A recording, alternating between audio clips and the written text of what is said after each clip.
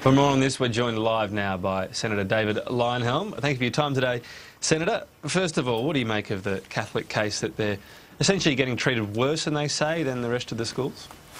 I've been briefed on this by Simon Birmingham in his office. They briefed me in my office on this. As far as I can tell, based on the information I've been given, the Catholic schools, the Catholic system are asking for special treatment. What I was told, what we were told, was that the formula for funding schools is exactly the same for all non-government schools. Doesn't matter whether they're Catholic or another denomination or non-religious at all. The funding formula is being applied across the board.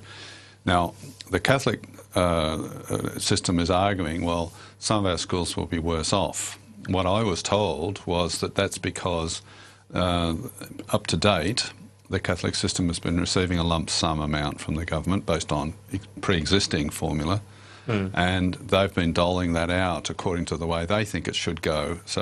And as a result of that, some schools have been getting more than what the government formula would deliver them, and some have been getting less. Yeah, and certainly they'll be able to keep redistributing that.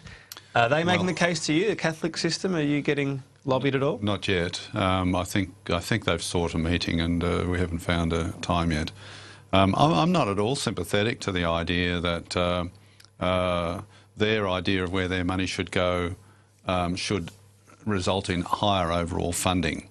Now, if they can make the case that says, well, the schools that have been getting more funding via their own distribution, their own allocation of funding, need that money, then and therefore that leaves less for the schools that have been getting less than the government's formula, they really have to make the case for preserving that high-level funding and not argue.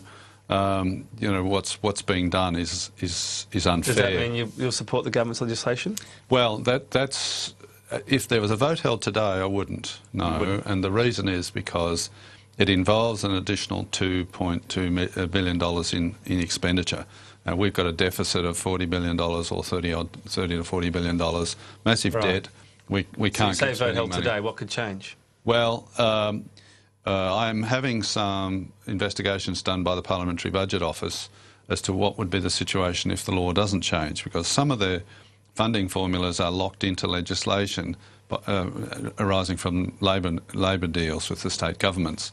So what I need to know is, well, what would happen if we don't pass this law? Will the funding continue to rise even faster? Okay, so and I'll have a look at that. What's your take? Because it's seen as the Greens are the key party here. You hearing anything on the grapevine about where they might be going? No, I haven't had any discussions with them on that.